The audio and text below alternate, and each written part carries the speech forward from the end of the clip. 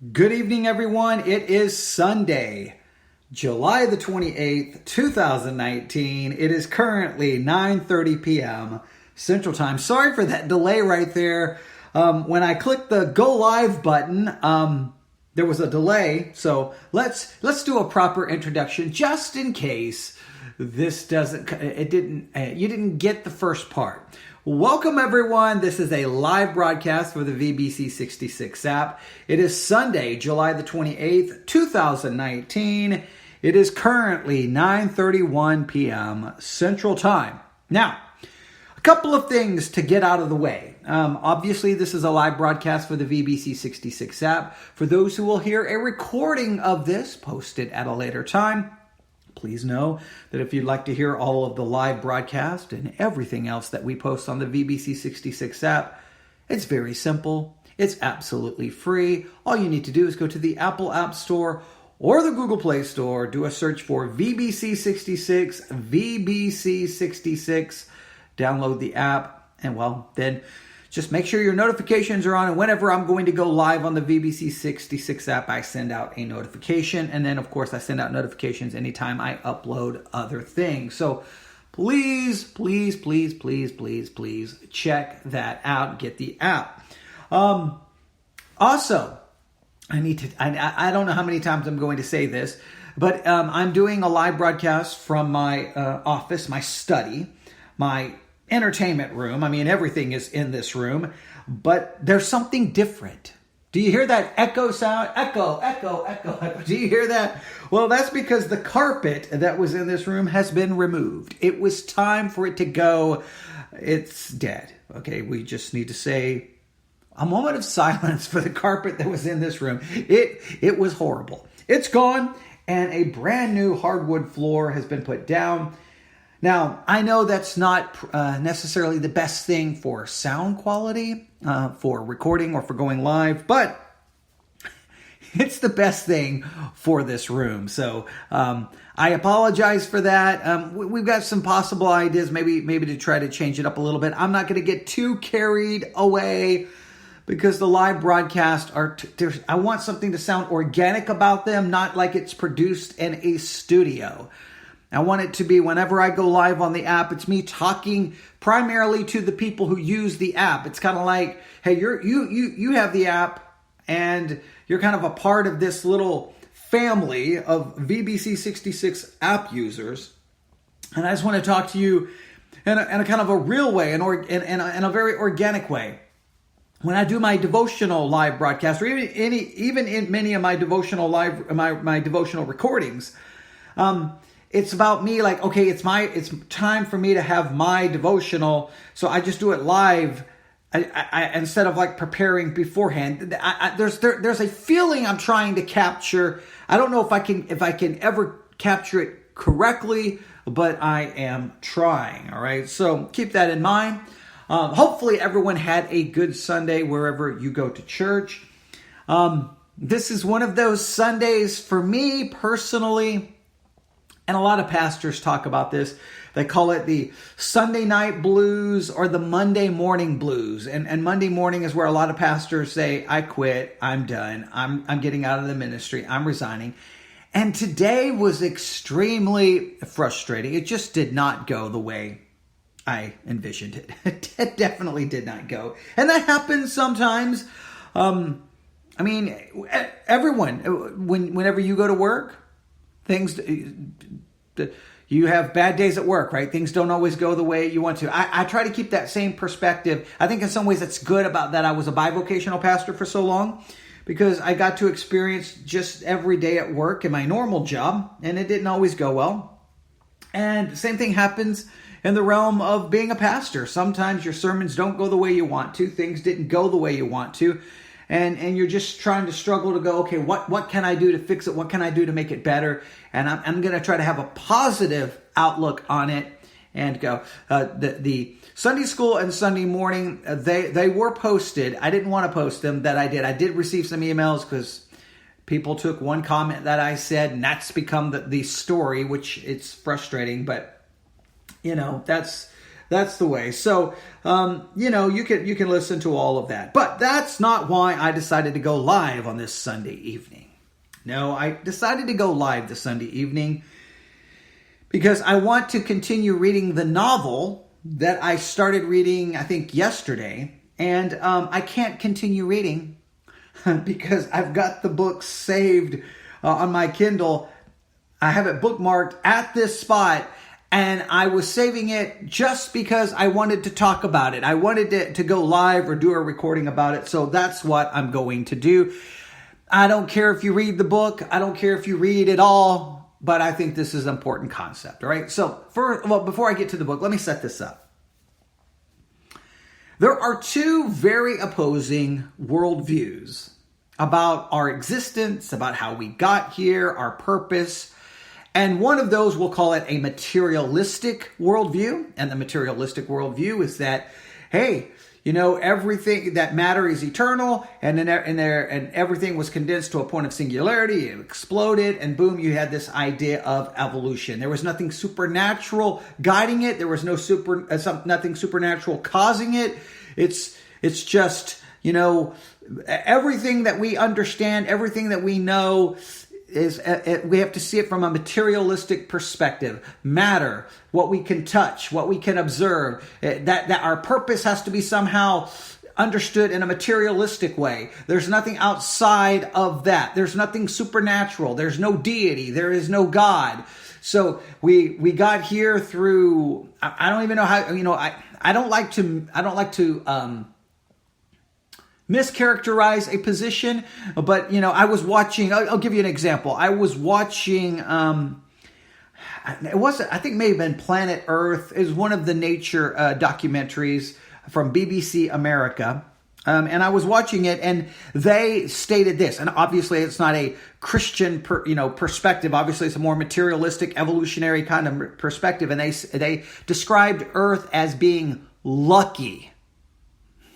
Lucky. That was their great way to describe it. It's just lucky. And because of pure luck, and then they showed this aerial view of part of the earth, and look at all the diversity, look at all the different animals, look at all the different geography. This is just luck. And you're just like, luck? Really? Luck is the best explanation you got. Just by happenstance, just by chance, just by the luck of the draw, everything just happens to get here. Now, you could argue from a philosophical point, were we really lucky? Were we lucky that life formed here and now we have billions of years, if you go from their evolutionary perspective, billions of years of death?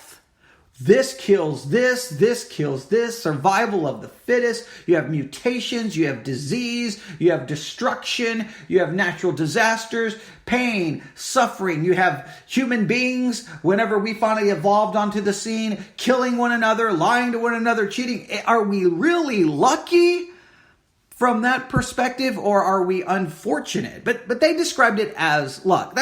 So on one hand, you have this materialistic worldview, and in the beginning was no one. There was matter. It blew up, and we got everything. I know that's an oversimplification of the perspective, and I know someone said that's not very scientific. I'm not trying to be very scientific here. I'm just trying to get to the very essence of it. In the beginning was matter. It blew up, and here we are. All right.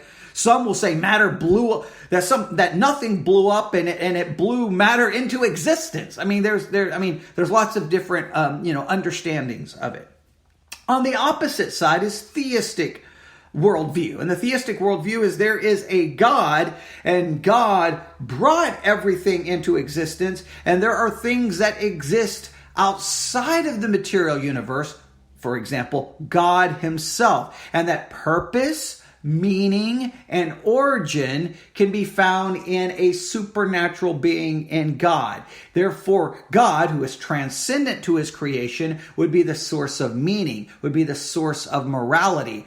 The materialistic worldview would be the origin of everything is, well, within the material universe. Purpose, it has to be found within the material world. Morality has to derive from the material world. And it's very different worldviews. They are saying absolutely different things, different perspectives, 100%.